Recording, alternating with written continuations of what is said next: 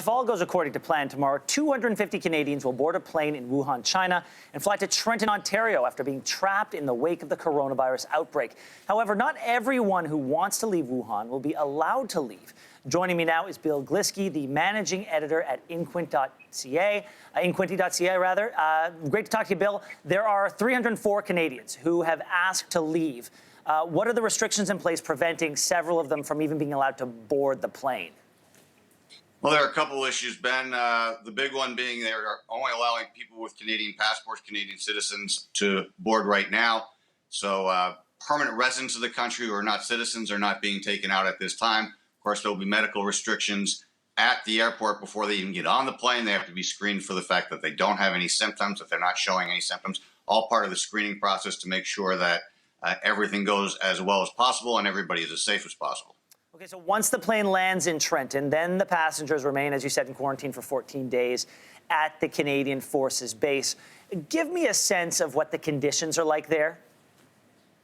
Well, the place they're staying is it's literally a hotel that they have on the base. They use it for housing families, visiting dignitaries. There are three of these places on the base. This is the largest one, called Yukon Lodge.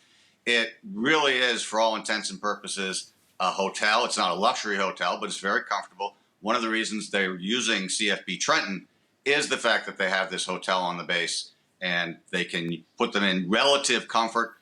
And they will be basically coming off a plane. They'll be being screened. They'll be taken over to the hotel. They won't actually physically leave the base confines. So there's that level of security for the community that they're all going to be kept in a relatively secure area. Okay, we're showing images on the screen that I assume are of this hotel. It does look like a very nice place to spend a few days. I'm assuming Wi-Fi, there's an ability to cook, clean your clothing. Everyone seems to have their own beds and showers. Do you have a sense of that's what it's going to be like? Yes, that's exactly what it's going to be like. I have been in the facility once in their meeting rooms. Like I said, it really, for all intents and purposes, doesn't feel like you're walking into anything any different than a Holiday Inn or sort of that level of hotel. All the accommodations are exactly along that line. Okay, so all these people are in the hotel, and who are the caregivers going to be? Who are the people whose eyes are going to be on these Canadians on the base? Primarily, from our understanding at this point, it's going to be people with Canadian public health. There will be some level of maintaining of the building and that kind of thing. That will not be taken care of by the regular staff. Our understanding is they've all been told, don't come into work for 2 weeks, stay away from the building. Everybody who goes in and out will be properly screened, gowned, and gloved. All the safety precautions will be in place. Okay, so the ideal situation is these people get off the plane, they go to CFB Trenton, they spend 2 weeks in a hotel, everything comes out cool, no one's sick, and they all go home. But and Health Minister Patty Haydu has said that there is no indication that anybody's showing any symptoms of the virus. But, Bill, what happens if that changes? What if somebody all of a sudden develops a fever? What is the protocol then?